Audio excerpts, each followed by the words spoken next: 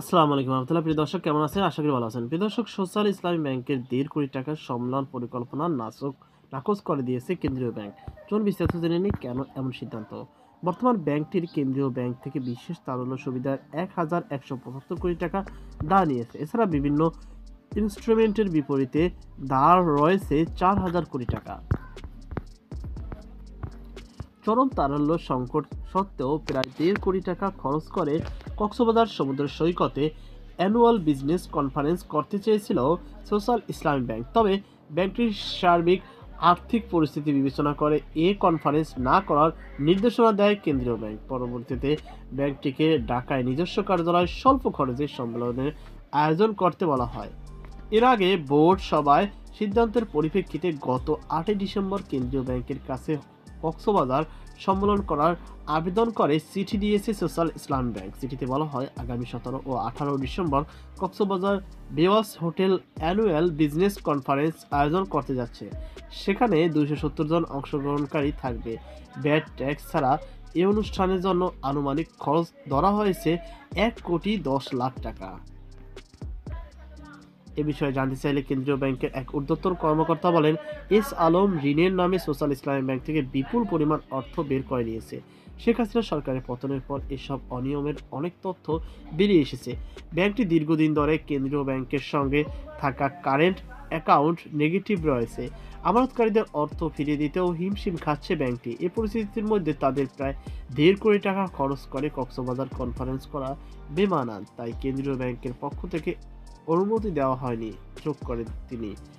Social ইসলামী ব্যাংকের ভারপ্রাপ্ত ব্যবস্থাপনা পরিচালক নাজমুস সাদাত দ্য বিজনেস স্ট্যান্ডার্ডকে বলেন, আমরা কম খরচেই কক্সবাজার বিজনেস কনফারেন্স করতে চেয়েছিলাম।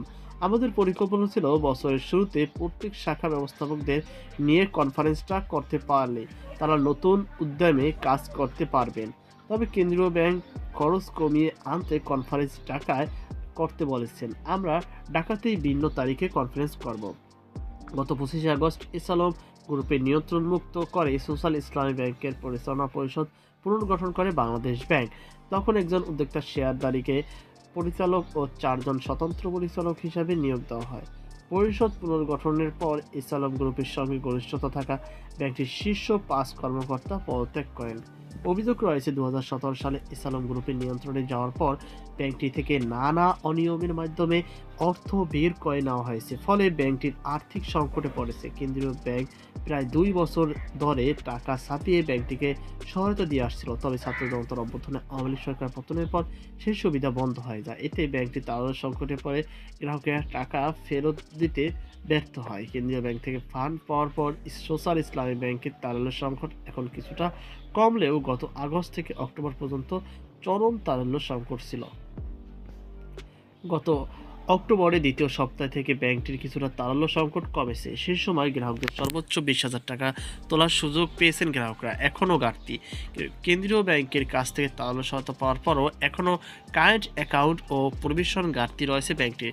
কেন্দ্রীয় ব্যাংক দুর্বল ব্যাংকের গ্যারান্টির আওতায় পাওয়ার ধারের অর্থের ব্যবহার বেশ কিছু শর্ত দিয়েছে। এর মধ্যে একটি শর্ত ছিল, পরিচালনা ব্যয় আগের বছরের তুলনায় ৫% বেশি বাড়ানো যাবে না। বর্তমান ব্যাংকটির কেন্দ্রীয় ব্যাংক থেকে বিশেষ তারল্য সুবিধায় ১,১৭৫ কোটি টাকা ধার নিয়েছে। এছাড়া বিভিন্ন ইনস্ট্রুমেন্টের বিপরীত ধার নিয়েছে ৪,০০০ কোটি টাকা। বর্তমানে বাংলাদেশ ব্যাংকের সঙ্গে কারেন্ট অ্যাকাউন্ট ঘাটতি রয়েছে ৩,৩৯৮ কোটি টাকা। খেলাপি ঋণের বিপরীত প্রভিশন ঘাটতি রয়েছে ১,৫০০ কোটি টাকা। একই সঙ্গে কেন্দ্রীয় কারেন্ট অ্যাকাউন্ট ঘাটতির কারণে এখন পর্যন্ত জরিমানা রয়েছে প্রায় ৩০০ কোটি টাকা। তো প্রিয় দর্শক, এই ছিল আমাদের সর্বশেষ আবেদন। সকল বার্তা আল্লাহ হাফেজ।